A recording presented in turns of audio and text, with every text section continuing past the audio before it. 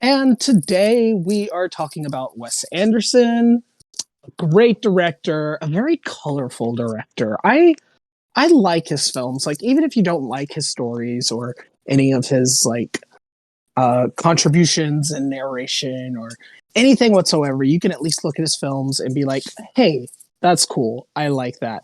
Very colorful." Tavi, what do you think of him? Yeah, he's cool. I think I've seen like six, I think, of his films before, so Six, I okay. knew where I was going into. And yeah, I guess these were fun watching experiences for the most part. yeah, yeah.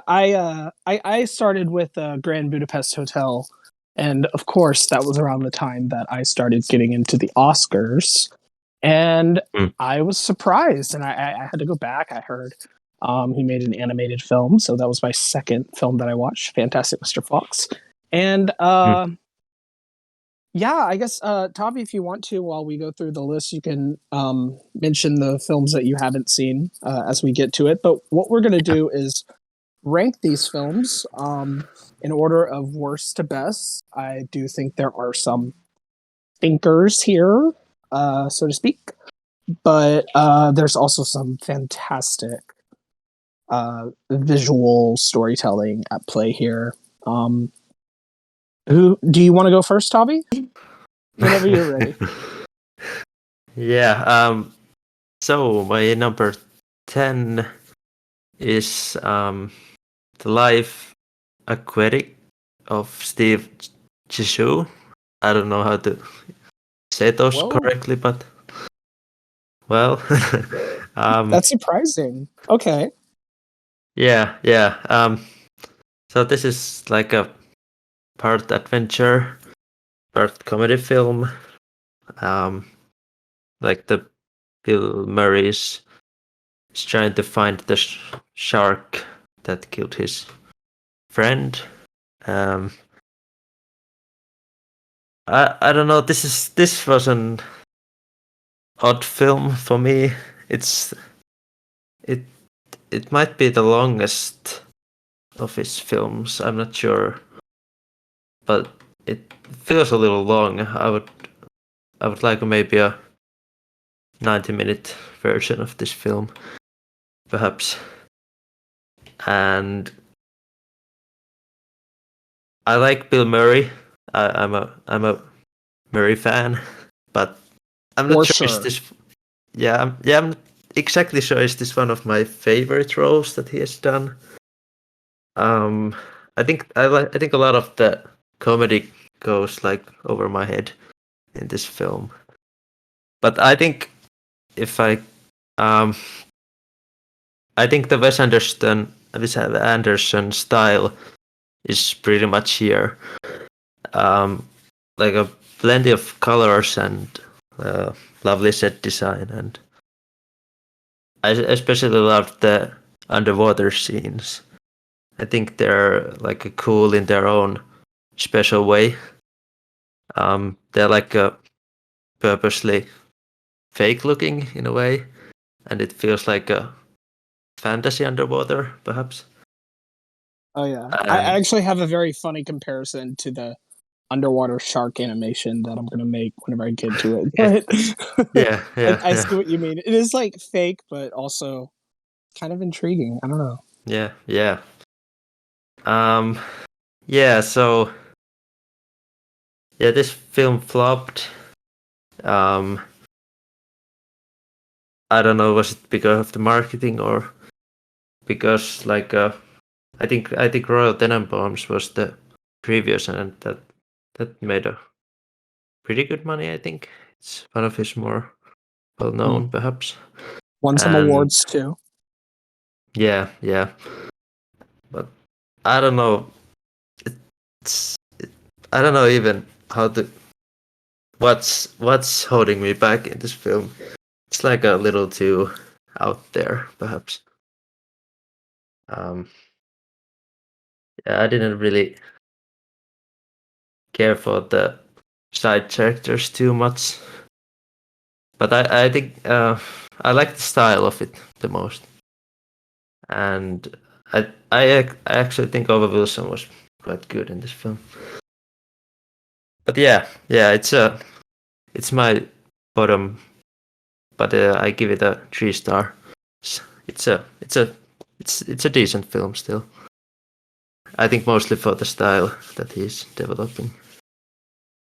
Yeah, yeah. To me, that's kind of it's sort of it's very Wes, but also that film has a certain style that's kind of different than the rest of his films. It's a lot more vibrant. But I'm a little Yeah, shocked yeah. that that's your bottom.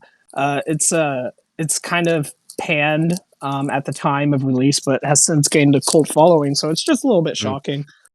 I know Aiden has seen it and he really likes it. Oh, Um, I've had a couple. I've had a couple of different options for my least favorite. mm. Excuse me. All right, yeah, I had a couple of different options for my least favorite. I think I've settled on one, and it's not something that I've mentioned to either Aiden or Tom. I kind of spoiled some of my lists to them. Hopefully, Tommy doesn't get a good idea, but my least favorite, Wes. So I personally love whenever Wes goes full Wes. I don't mind if he sacrifices substance for style because the stylized trick he does works most of the time. This one, on the other hand, seems unnecessarily stylistic when it shouldn't be. And maybe this should play out more like a simple drama, but alas, it does not. I have Moonrise Kingdom as my least favorite. It was the Oh, final Wes Anderson experience for me. Yeah. And I was not happy. It's I guess it's not the worst thing in the world. It's just not totally my jive at all whatsoever. To be honest, this was the final Wes film I've yet to see, but I have seen this occasionally on TV, and you're going to hear me say that a couple of times because, you know, Wes is the type of director that his aesthetic truly sticks to you, even if you're like a child and you see this on randomly in the back of your screen on TV. Like you're going to remember some of this stuff. Maybe it. Maybe it's not a good thing that it appeals more to children, but even as an adult, I can admire it. And yeah, this film, I I wouldn't say if I was a kid and I watched it at the age of like 13 if I'd really like it that much. Supposed to take place in the 60s, but I don't really feel that at all. Um, he does this thing with his child actors and his children in his movies where he makes them seem more adult than the actual adults, and the adults often in turn feel like children. And I think that works when the adults are the key players in the movies, like Royal Tenenbaums, but it often falls flat when it's the opposite and the children are the key players, like in this movie. I'm not sure who this movie is for, and I'm not going to talk about it that much because it's so drab. Certain sequences are cool. I like the action sequence in the rain and the beginning score of the orchestral movements. It's pretty neat with the panning of the house, and it really sets the stage well. And I was really looking for more, but I didn't get the story that I wanted. Kind of comes full circle near the end, but it also ends so abruptly. It's kind of stupid. He seems to be good at that, coming full circle. He's very much storybook narrative type writer and director, but this film bores me.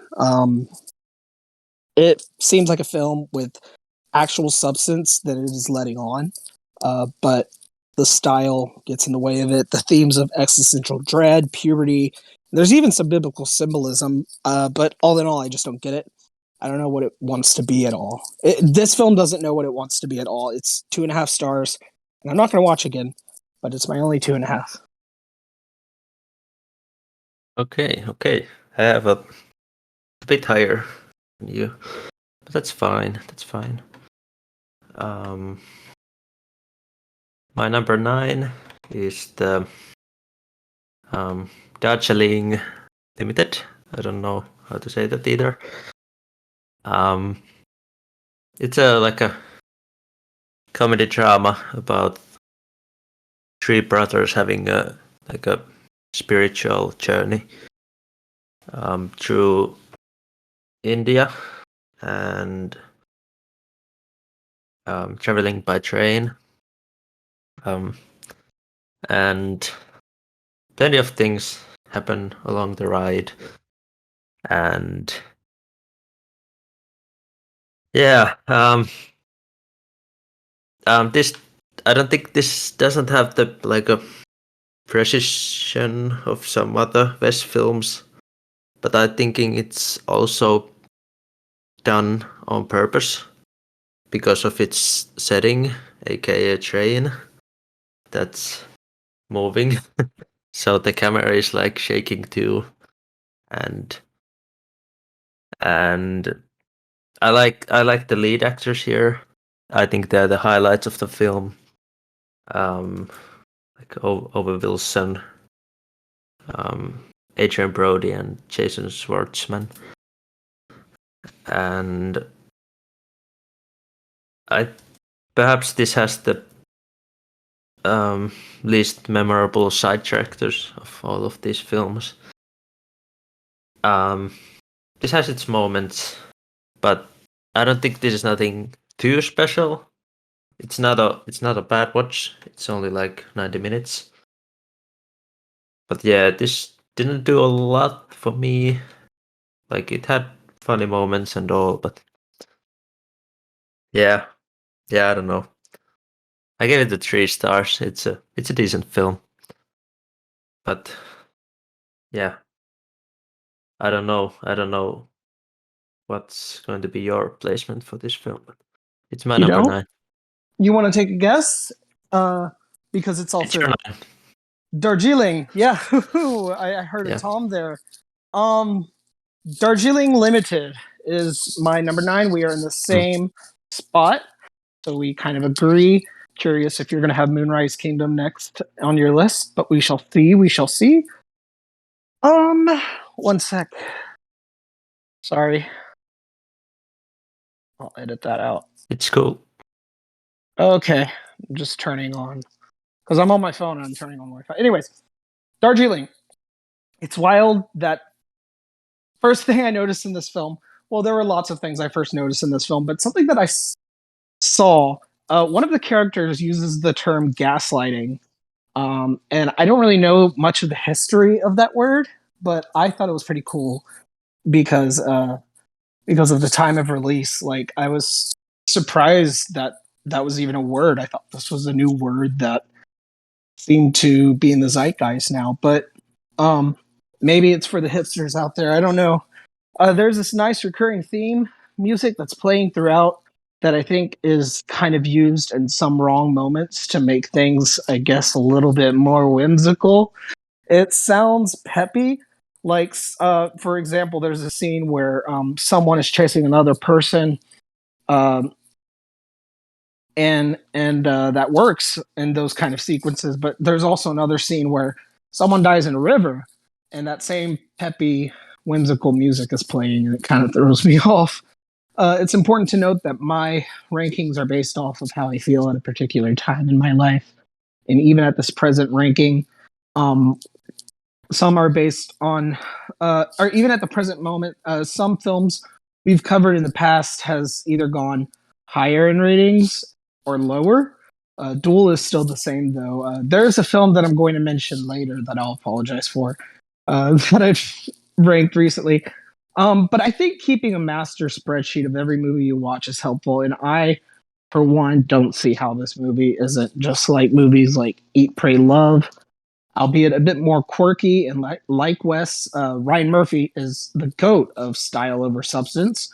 But in this particular film, The Darjeeling Limited, I wanted a bit more ignorance in the brothers' part. They were really sincere, and I didn't like that. I did love the beginning and the end, and love the cameo from Bill Murray, considering that his last film was Life Aquatic of Steve Zissou. You think he's going to be a main player in this, but he's not. And it's kind of a cool segue if you think about it. I would have liked to see him again at the end for it to come completely full circle. I love the line, "Let's go get a drink and smoke a cigarette." I think it further implements that Spiritual discoveries are often, or at sometimes, can be a futile yet also worthwhile task. But you can easily find meaning in the ordinary, which I guess to an extent is what this film is trying to drive home. It's very middle of the road for me, though. This movie also has so many like fast pans, and it's kind of makes me dizzy. The analogical tool of the train to further implement the process of soul searching is a little bit too on the nose. Love the soundtrack here. And if you're a Kinks fan, you will too. I really need to do a deep dive Nice. on that band. But yeah, originally I was going to give this film a 2.5, but upon further reflection, I guess it's a little bit better than I initially thought. Um, Such as the conversations in the train at the beginning and then the end is pretty beautiful. I'm going to bump this up to a 3. It's good. I like it. It's not great, but it's good. My number 9. Nice, nice, nice, nice. Um, my number 8, I have to. Oh damn. Sorry. I have to say sorry to my colleague here because I know I think you're gonna put this a lot higher than me. And it's the newest film that he's done, The French Dispatch. No. I guess I was expecting you to have this film lower, but I want to hear why it is your 8th placement. Let's hear it, Tommy. Yeah, I think you know. I think you know the reason, and it's the second part that's holding this film a lot down. Come on, you cannot hold that against the. It's not that great, the second part, but at least it flows together as a cohesive whole. And the first and third part is pretty miraculous, but it's okay. It's okay. I'm sorry. I'm not upset. I'm just okay. It seems like you are upset, but it's fine. It's fine. Yeah. Yeah. So this has the 3 separate storylines. Obviously, like I think you also think like some are better than others, and but I don't find this a too fun watch. I sure love my fun films, and this is like I think this has the usual West style, solid big cast, fantastic production design, and music especially. I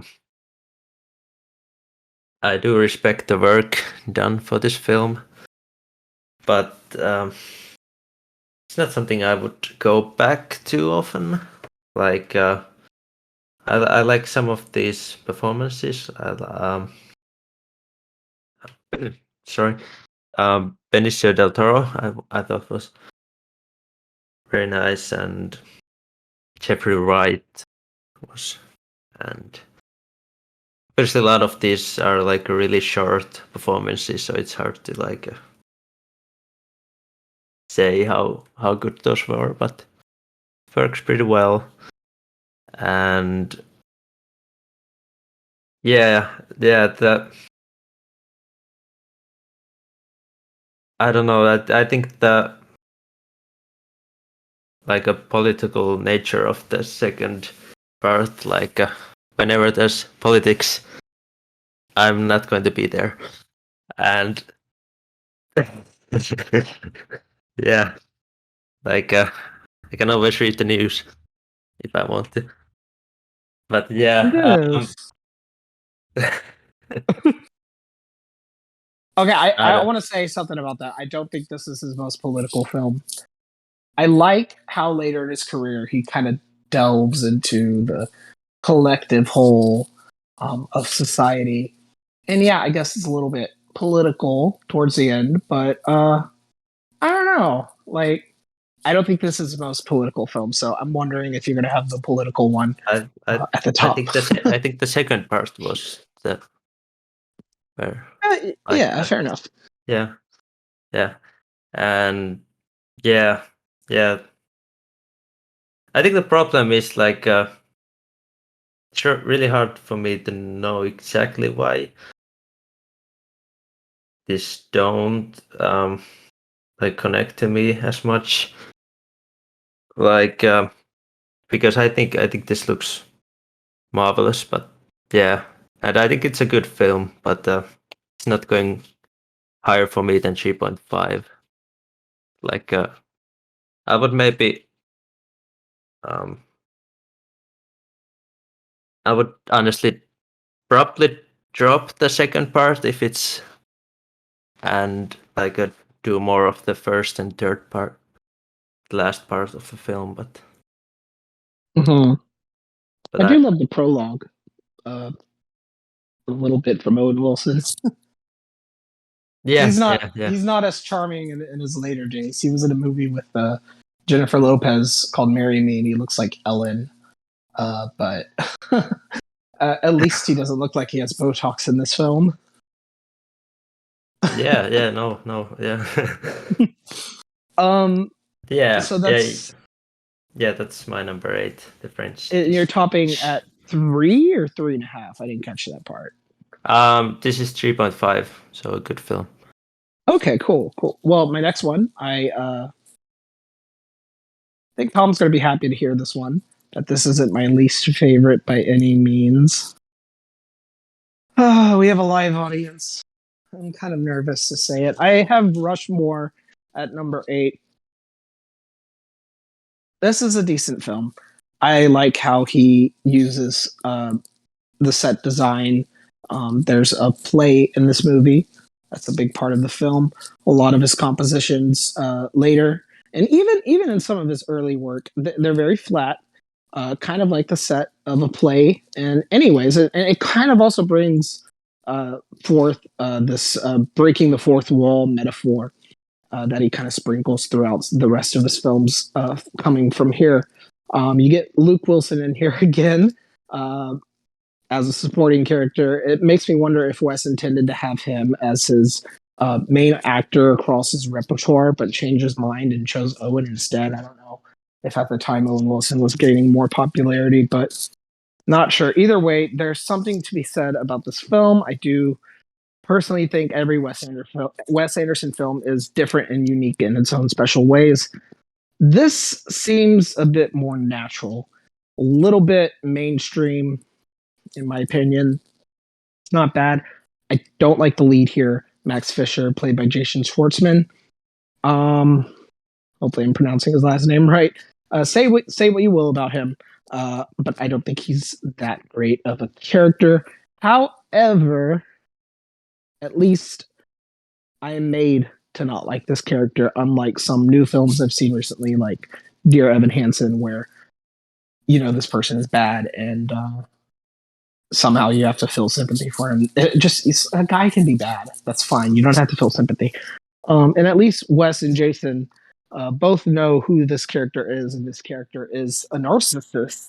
You can argue most Wes Anderson characters are, but man, this guy is so full of himself, taking on various activities and not tending to his studies and arguing with Brian Cox.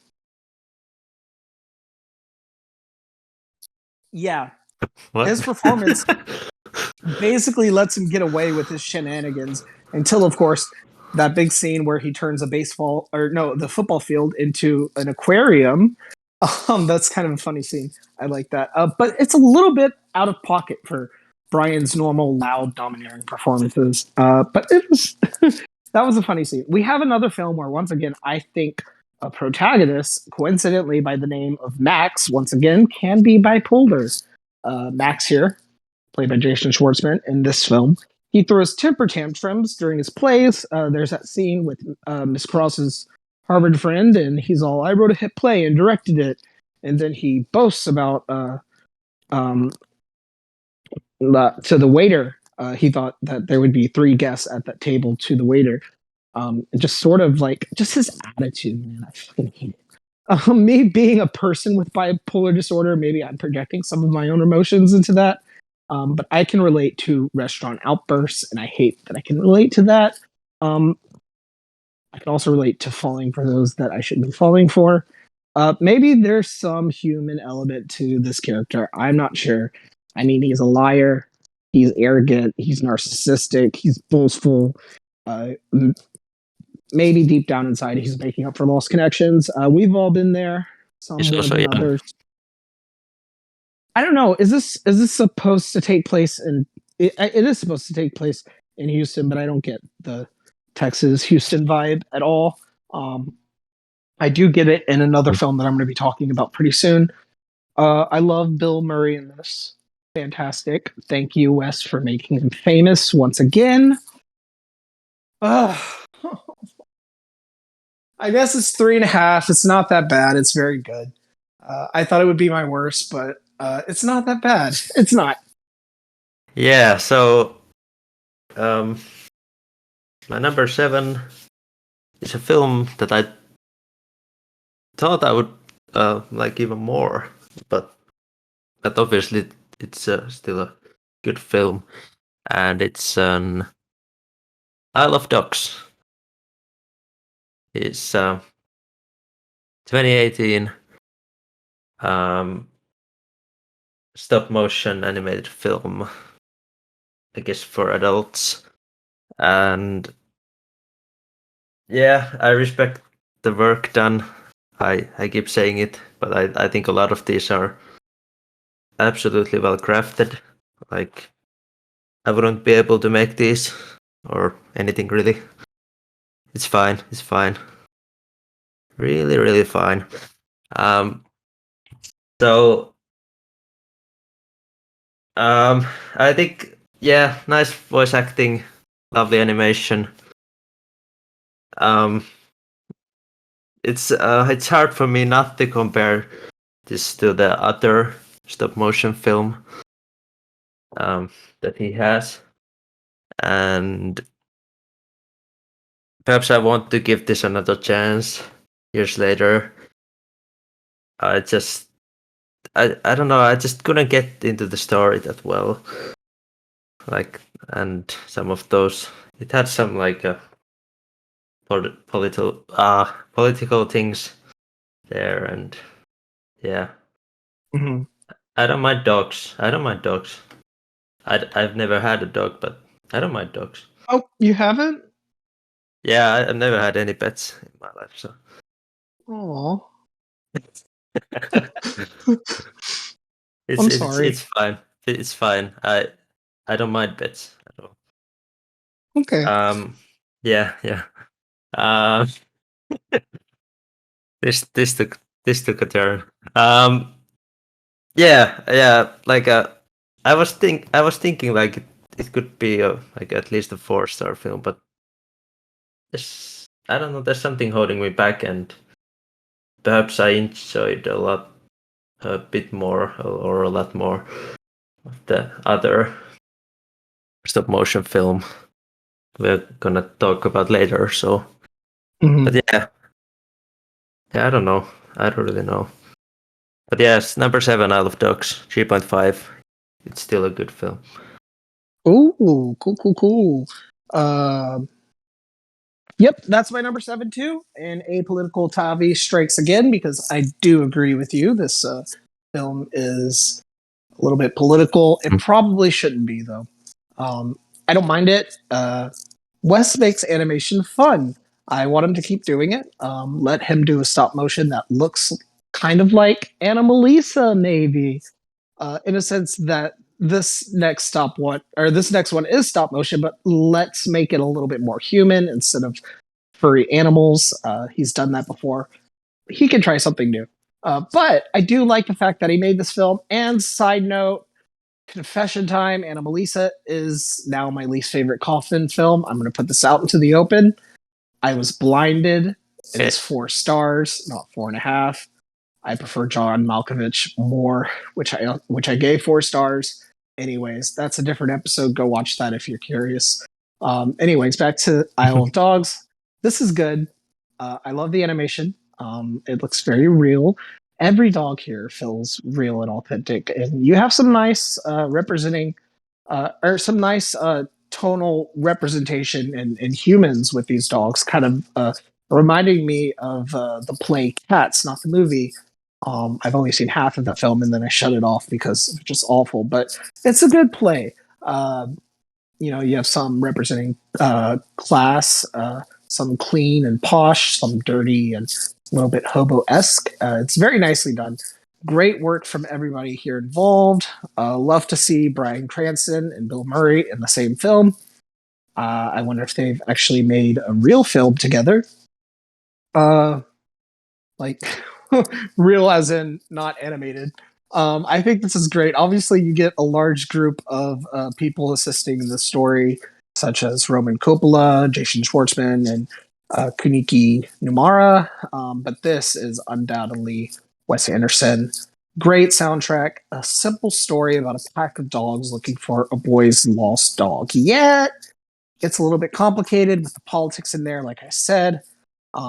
There's also another story of a child trying to uncover sort of a government conspiracy, played by the one and only Greta Gerwig. Watch our episode on her if you haven't. Of course, everything comes full circle at the end. I've heard this movie kind of be described as Wes's love letter to Kurosawa, but I've never seen a Kurosawa film, so I'm curious to watch some of his films to see if he stole any of his ideas. And he steals, but he's no thief. A great artist can steal. This film lost 2 nominations for both animated feature and best score. Excuse me. And Marvel won both of those categories. Well, I guess Sony, if you're counting Into the Spider-Verse for animation, but I at least probably concur with one of those. This film is also 3.5 stars. It's very good, and it's not my last 3.5 star, but we're getting up there. Okay, nice. We're kind of getting along here. My number 6 is the debut film, Bottle Rocket. This is film mixing crime aspects and comedy. And perhaps this doesn't have the best style we know yet, but it's a pretty well done debut film. And I think this even got like a positive reviews when it came out. And I think the main aspect that I like about this film that it's entertaining to watch. And I think the dialogue is nicely written, and it has the nice chemistry between the leads, which are the Wilson brothers. And I don't know, it has this kind of it kind of feels real, all of the things that's happening, and yeah, like I said, their chemistry and all, and perfect length, 90 minutes. Yeah, like I enjoyed watching this, but it's still, I guess, in the middle of my list, and I think it's due to the competition to the other films. So it's still a 3.5. It's a good film, but we're getting closer to the 4-star mark. There we go. That's what I like to hear. I I'm on my last 3.5 star film, so yay! Royal Tenenbaums is next. And Okay. I tend to gripe about narration in films, but in this case, it works. Honestly, Alec Baldwin, he has a fine voice. I even in order an audiobook, which I don't usually do. If I'm going to read a book, I usually pick up a book and read it. I don't do audiobooks, but um, I love his voice. It's captivating. The narration in this film actually inspired one of my favorite sitcoms, Arrested Development. I can see a lot of similarities between this family and the Bluth family. True to the style of Wes's directing, everything plays out like a storybook again. I love Ben Stiller. He's the director of Severance. Everybody watch the show. I love his track costume, as if to say his character is running from his problems. Honestly, the costume design is in this is very good. There's a roll call at the beginning of this film with the sounds of "Hey Jude," and you can notice a couple of things about the costumes, such as grown-up Richie and Margot, played by Luke Wilson, and Gwyneth Paltrow, respectively, are both wearing the same clothes from childhood. And all the costumes in here are designed by Wes's brother Eric Anderson, who actually has several small roles in Wes's films, and even is a major player in Fantastic Mr. Fox, which I'll get to, playing Christopherson. And honestly, credit where it's due because he came up with not only the costume designs but also the detailed maps in each room of the Tenenbaums and passed that along to the production designers. All these pieces Nice. are very important to understanding the story.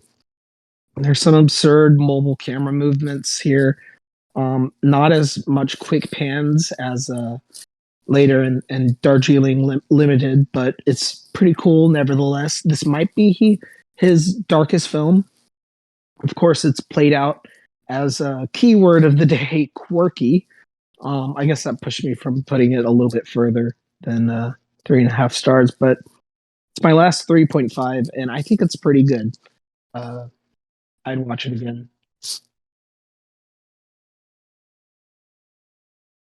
Oh, yeah. So we are getting to the 4-star territory now. Awesome. You already talked about this film and it's Rushmore. So a very good film. I thought it was pretty funny for the most part. I think it's the main thing for this. It's this coming of age film and like a quite dark comedy aspects in this one. And I think Bill Murray is absolutely hilarious in this one. I think he's the highlight of the film. Um, and like there's like this um, car scene where the Bill Murray's sitting in a car with his kids, and I think one of them is annoying him or something, and he's like a totally calm, but then in a heartbeat he snaps, and then boom, the next scene. And yeah, that's just was just so funny. It just stuck into my mind, and um, Oh yeah, yeah. yeah, and plenty of funny scenes, and I guess this is has a little bit more of the West style is coming, but even more in the next one, and um, yeah, I this Jason Schwartzman's character was a little tough one because um, I preferred him like in the beginning and ending more, and him like um, being this like trying to succeed in school and him trying out everything and like a total chaos sometimes, and Yeah. their He, relationship. I'm sorry. I was going to say he really goes off the rails later on in the film. Yeah, and like the relationship between Max and Herman when they were getting along, like in the beginning half of the film, and I think it was nice to see. But I don't really care for the um some of those between like Max and trying to and Rosemary, which is played by Olivia Williams. Um, I think that when like Max Fisher is starting to get really jealous and his love is growing to his teacher, I think there's some really awkward scenes to watch, and it was kind of tough to watch, honestly. Like him trying to kiss her and all, it was a little too out there for me. But yeah, I think it's a very good film. Like it's it's a it's mostly a good watch, and I'm giving it four stars. Number 5, Rushmore. Nice, nice. A respectable placement. Um, Yeah. Here is my next one. Wes is making an actual statement here. This is Mm. serious Wes. This is collectivist Wes. This is excellent Wes. This is Wes embracing his ulterior motives. This next film is The Grand Budapest Hotel. Love Mm. this film. Like I said, it's my first Wes film. I have a connection with it. You know, narration isn't too bad here. In fact, it's kind of key. You actually view the story through the eyes of the narrator or the lobby boy. Um, but also, there's like a third layer of narration too, um, as this is actually a story from a book by a nameless author who is writing about the events that took place in the Grand Budapest Hotel. And I love the use of the lobby boy's character. You really get to see the world through his eyes. Even though you're not actually seeing the world through his eyes, it's very meta and kind of hard to describe. Because you're seeing it through the author, who's nameless.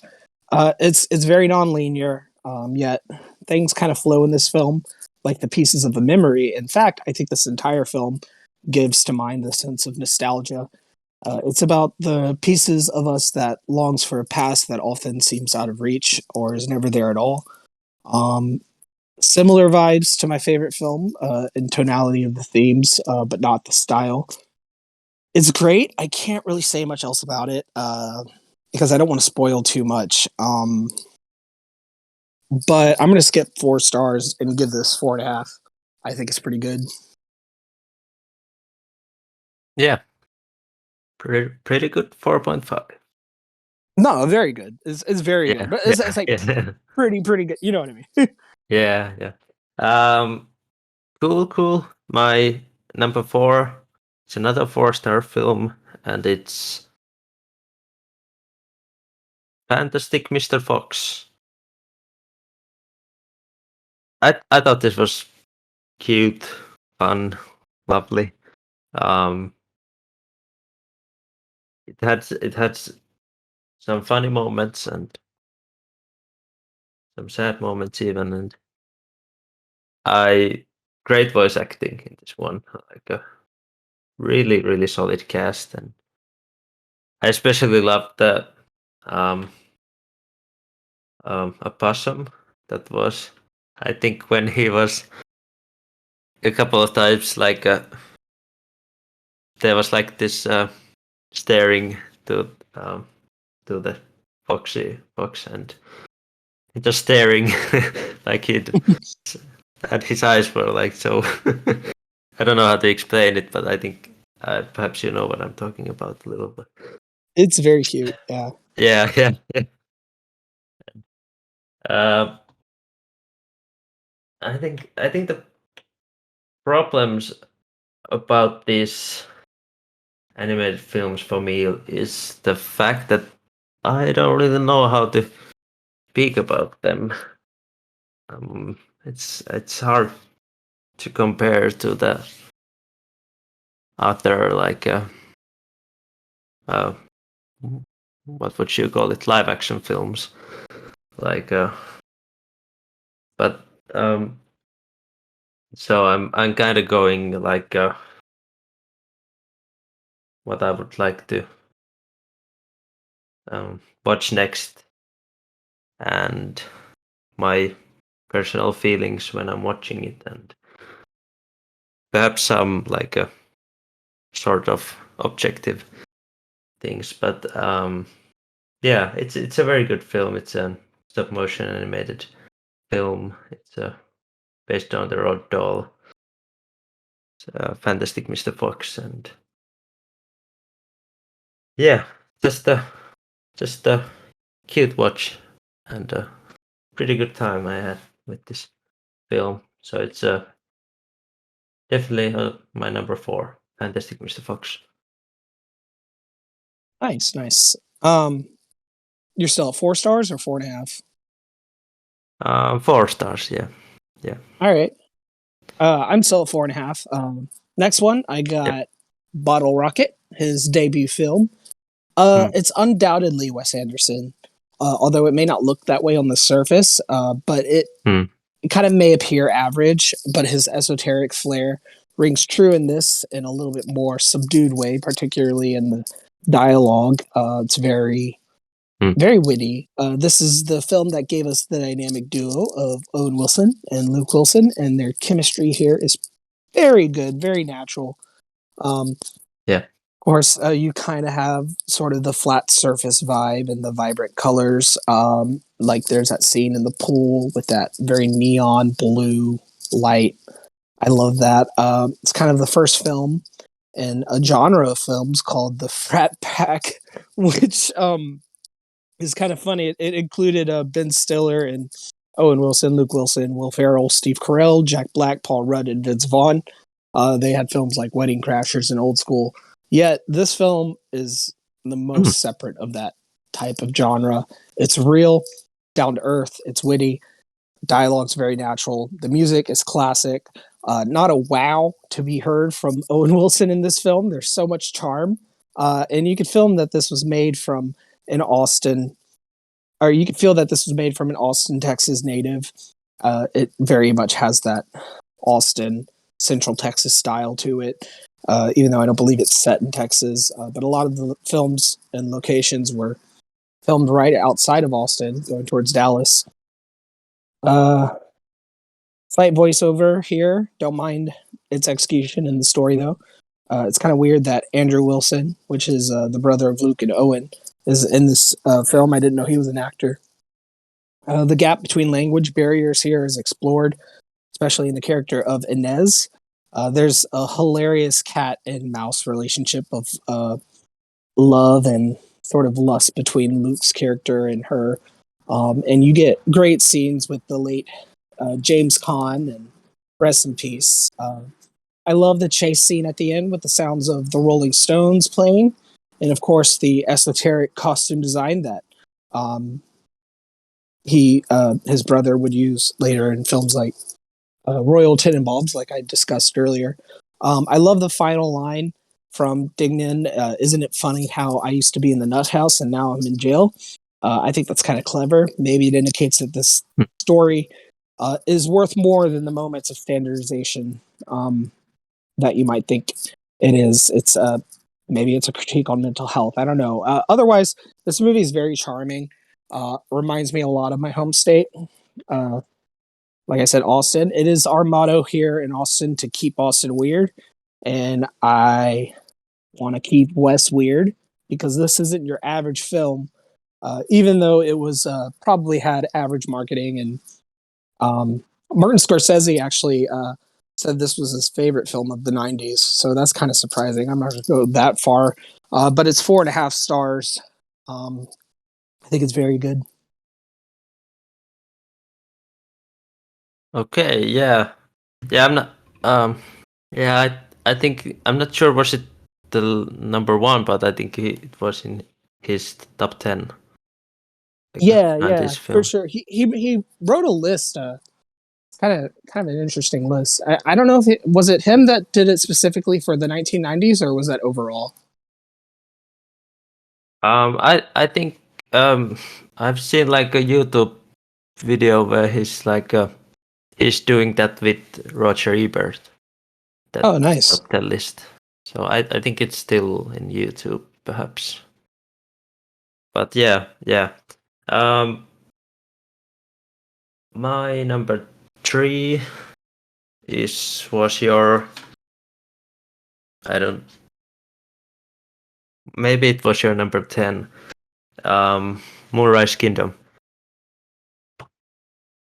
from Yep. yeah 2012. So another coming of age film. This is following the um, Boy Scouts, and one of the Boy Scouts is running away from them with a girl that and it follows their relationship and also the everyone trying to find them, including children and adults. Um, I think the cast is really on point here. I almost forgot how much I liked Bruce Willis in this film. He's a um, lovely surprise for this film, and Edward Norton was pretty hilarious in this film. Um, Great dialogue, um, and I think it's I think this maybe is one of Wes's most beautiful films. Um, I guess it's one of the things is because it's out like outside in the nature, and all the color schemes are really helping my search of visual perfectness, and it's just lovely to watch from the visual standpoint, and um, this follow is examining one like themes of like of their lead kids love for each other, and I think it feels pretty real for the um, juvenile love for them. I don't know, is it the right word? Naive maybe is the better word, but um, like had how they like got sort of married, and how quickly they are like moving forward and just trying to be something. And yeah, I think this is a pretty fun watch, and a lot of great West stuff is happening in this one, and great performances also, and pretty fun to watch. That's the main thing for me. And it's my number 3, Moonrise Kingdom, 4.5 out of 5. So a great film.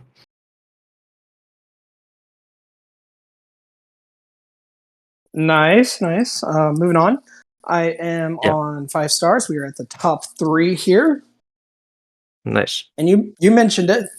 So the French Dispatch. Mm, I guess I can rank the parts. I would go number 3 as my favorite, and then the mm, first part, then the prologue, and then of course the second part, which you were saying, yeah, it's a little bit more political. I love the animation in the third part. It's a mm, little bit different than his usual style of animation, and it fits mm, well with the aspect ratio, I think. I like the use of food as sort of a symbolism here in the third part.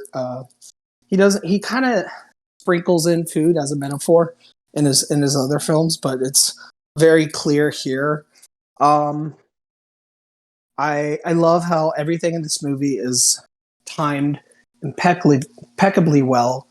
You can literally put kind of like you can put a metronome to every character and extra in this film and setting and uh, everything that's happening. It's just kind of unreal how everything is in sync here.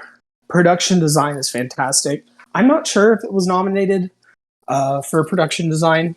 I don't remember if that was a snub or not, but it definitely didn't win, and that kind of baffles me. I don't think the Academy likes Wes very much, and they kind of gave him an edge with Grand Budapest Hotel. But I think this film is very perfect in a lot of ways. It kind of feeds my love for anthology. Um, And what was that? yeah, yeah. I think this was definitely snubbed. It didn't get any Oscar nominations. That's crazy. Yeah, It that's should crazy. it should have gotten the production design At nomination least, at right? least. Maybe Yeah, sound, because the sound here is pretty great too. and maybe Um, music. oh yeah, for sure, for sure. Um, Yeah. I, I like this film. It's 5 stars. My third favorite, but I got a couple more that I like a little bit better.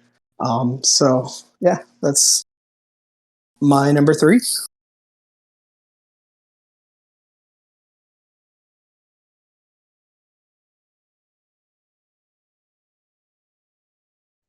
Yeah. You so that Sorry. it's okay. I have to close a window. Oh, no worries, no Um, worries. yeah. So my number two um, is 2001 film named The Royal Tenenbaums. Um, I This film probably has my favorite Wes Anderson character that there is, played by Gene Hackman. I think I love Gene Hackman, but here he was just was so he was so great to watch, and him trying to get back to the uh, to his family and trying to work things out, and also living under a lie, and there's plenty of things that happen in this film, and um, I was this has a lot of dark themes and things happening, and I guess if you they're also done in a little comedic way. So if you're not into that, this is hard to recommend because there's some scenes that are really dark, but in like a next scene or the follow up to that dark scene, there's like a very light moment to it. Um, and yeah, I think he does it pretty well here. So it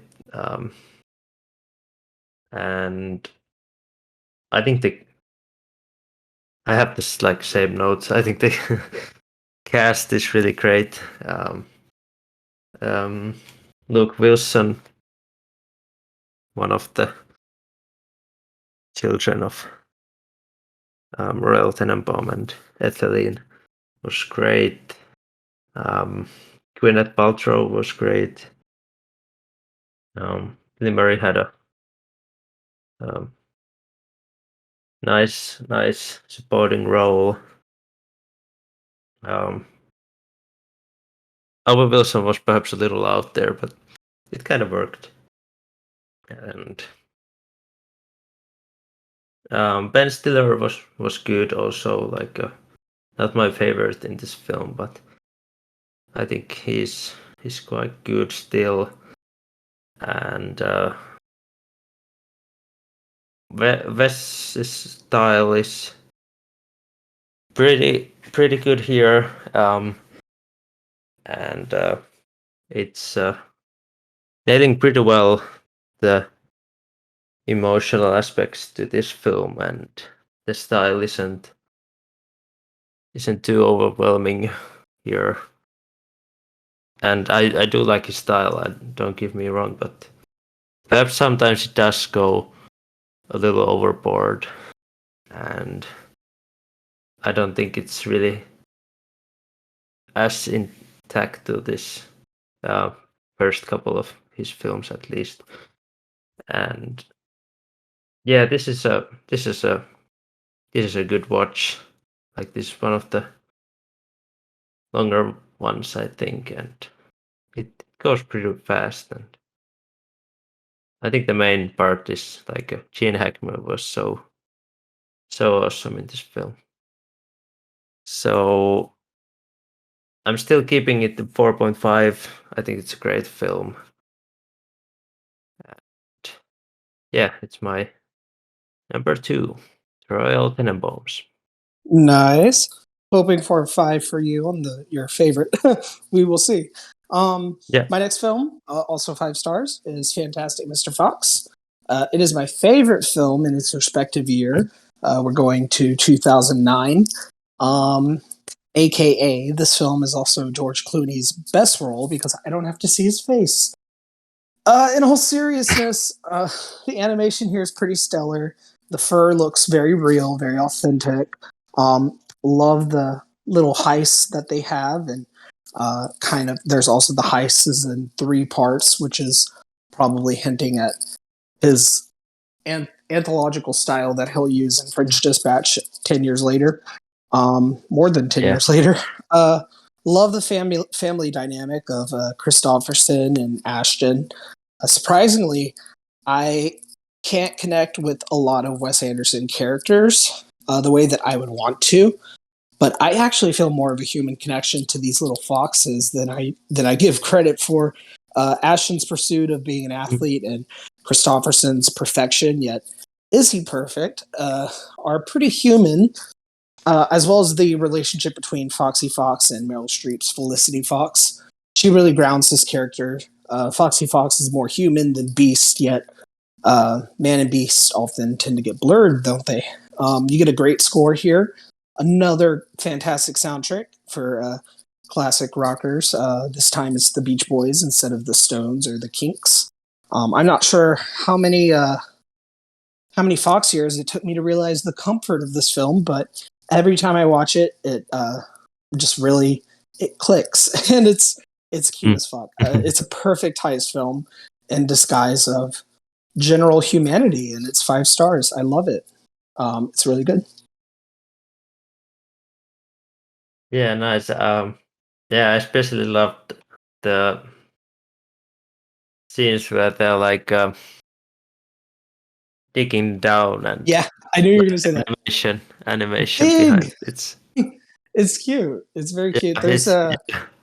Have you seen the? It kind of reminds me of that animated short that was nominated at the Oscars a few years ago from Disney called Burrow. no, It's I've not also seen. yeah, Okay, yeah. It's also about a cute little animal digging underground, but in short okay. form. It's pretty Oh, pretty oh, cute. okay, nice. So what's left? My number 1, and that's the Grand Budapest Hotel. Oh yes, yep. Yeah. Yeah, this was the film I thought Tom would have as number 1, but I was wrong. It was Rushmore. I gotta say, Gene Hackman may be my favorite performance that's done in Wes Anderson film, but Ralph Fiennes in this film is so good. It's like so hilarious in this film. Like, he's always so elegant, and even whatever the situation is, he's just talking the same way and He's so great. politely, and it's yeah, it's so funny. And um, also the relationship between Ralph Fiennes, the Gustav H, and the lobby boy Zero. I think their relationship is pretty pretty funny and cute at the same time. Their working relationship. Another huge cast, plenty of big names here. A lot of names that's been in other Anderson films. He uses them. A lot of the same names are in multiple Wes Anderson films, and I think the story is fun. Like it goes throughout the timeline, but it's not confusing. And it's like well, it's pretty well paced and lots of things are happening, and it's like perhaps one of the funniest films, honestly, for me that Sanderson's done. Like it's kind of over the top, but it's kind of I don't mind the over the topness of some of those things that's happening through the scenes, and Yeah, lots of political undertones on that one too. I feel like, and there's even like a sequence of gunfight that I think was even borrowed from Triumph of the Will, which is kind of crazy if you think about it. But he borrows a lot of stuff from the yeah, past. Not sure what it has to yeah, say. I guess the political subtext is more um, subdued for a modern audience, but I don't know. yeah, yeah, and for me as well. And yeah, so this is tough. Um, I see a 5, maybe. um, this is like I I'm sorry, I've written down a 4.5 for this. Oh, it's okay. No Yeah, worries. yeah, I'm a harsh grader sometimes, and I think um, it's an odd thing to say, but I like Wes Anderson's style, but I also um, like you're watching a Wes Anderson film, and it's beautiful to look at, and but sometimes the style is a little taking in place of the emotion that could be there if it would perhaps a little calm down. Like it's a it's a beautiful to look at. I get it, and they use a lot of time to the production design and um, costumes and all, and it's edited nicely and all. But sometimes I kind of wish they would like go a little deeper to the characters, and but yeah, it's still a 4.5. It's a great film, um, and a nice watch, definitely a nice watch. So the Grand Budapest Hotel is my number one. Awesome, awesome. It's kind of funny that we came full circle here because my number one is The Life Aquatic of Steve Zissou. It's my favorite. I know it's Oh also yeah, yeah, yeah. Um, crazy. Put it at number 10. Wild. That's fine. I think yeah. the best pieces of comedy are little silent chuckles that you have, like tiny XLs through your nose. I think this movie is stock full of those. Obviously, you're not going to be laughing out loud on some things, but like you won't be cackling, but you'll take a little smirky sigh. That's the case with my next one. And yeah, I mean, I saw this about 3 weeks ago whenever we were preparing for this, but I swear I probably saw this a long time ago as well. Uh, like I said, the aesthetics just stick in your memory like a glove, and that's the case here. I think there's a lot of memorable things about this movie. The production design of the boat, the different rooms. I love it. The amazing Brazilian David Bowie renditions by uh, Ozor Z. Sorry about the pronunciation. I think it's Ozor Z. And of course, the shark reveal. It's so bright, vibrant, and beautiful, yet has a very like David Bowie's reality album artwork vibe. That's silly yet slightly admirable and very early 2000s virtual reality. Um, like you said, the movie was a kind of a flop, uh, but it's gained a lot of cult following. Like I was saying, makes a ton of sense. Maybe the world wasn't ready for this kind of camp. I was talking to Aiden about this, and coincidentally, he sort of likes his film because of one of the main things that drew him is the tragic ending with Owen Wilson's character. And that I'm big sorry. reveal. I'm sorry. What's that? Your mic is like going robotic.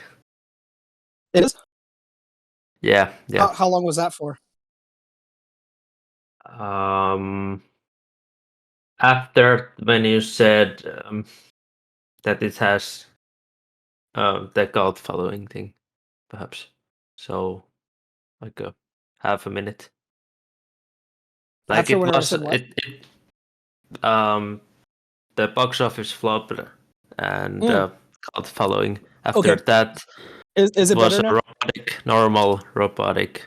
Um, can you say something again? Is it better? Is it? Am I? Can you hear me? I can hear you now. Yeah, yeah. Awesome, awesome. Okay, yeah. So yeah, this film was a pretty massive flop. Um, I was talking to Aiden about this, and coincidentally, he sort of likes this film. He said one of the main things that drew him is the tragic ending with Owen Wilson's character. The idea that Ned wasn't actually Steve's son. I guess it's a bit sad, but it kind of doesn't play out that way, in my opinion. It seems a little bit unconventional and quirky, and honestly, plays out a little hopeful. Love the ending, especially with the march to the tune of Queen Bitch by David Bowie. To carry on, keep doing what you're doing. Life can be unfold. Just embrace it. It's constant ebb and flow. Honestly, this is a time Wes won't ever get back to. Um, it's probably his most colorful film and eye candy, complete eye candy. It's quirk, style, and very cool. Also, I love the techno music in here. That's pretty nice touch. Bill Murray's best role, in my opinion, and my favorite West film. It's 5 stars, and I love it. It's not my favorite film for that year, uh, but it's still a very good film. And there we have it. Nice, nice. Yeah. Yeah, Was this your um best Bill Murray performance of all time, or in Wes Anderson film? I think of all time. Yeah, I really enjoyed it, especially the chemistry with him and Owen. Pretty great. Yeah, yeah. Okay, cool, cool. So Sweet. next time Aiden to be with us, we're going to be doing Terrence Malick. Uh, Yeah, yeah, but Tavi's really looking forward to that. I've only seen Badlands so far, so I have a lot to catch up on. yeah, yeah. Um, it's gonna be fun. Perhaps some of those can be a little tough to watch, but we will see what will happen. Yeah. Yep. Slight spoiler. Uh oh. I think I'll enjoy it. I'm not sure, but we will see. I really Mm. did like the film that I watched, so slight spoiler too. Thanks everybody for checking in, and we'll see you next time. Bye bye. Yeah, thank you. Bye bye.